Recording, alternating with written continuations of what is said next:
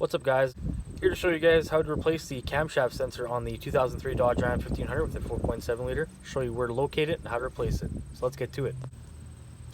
So first of all, you're going to get underneath the truck on the passenger side. You're going to locate your uppermost control arm, forwardmost position, and then directly behind that is your camshaft sensor. You're going to disengage this harness. It has a simple clip. Just push that, pull it out of the way. Hang it up here so it's out of your way. That's your actual sensor here. You have a 10mm bolt right there. You can get it with a wrench or a 1/4" ratchet if you want. Undo that, pull the sensor out, and you're good to go. Replacing it is just as equally as easy. Push it in, put your bolt back in there, snug it up nice and tight.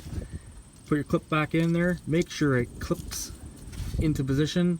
You don't want it to be partially engaged and then come off if you're going over rough terrain or anything like that. And there you have it. That's the replacement procedure for the 2003 Dodge Ram 1500 with a 4.7 liter. Easy, anybody can do it in their driveway. You don't need special tools or anything like that.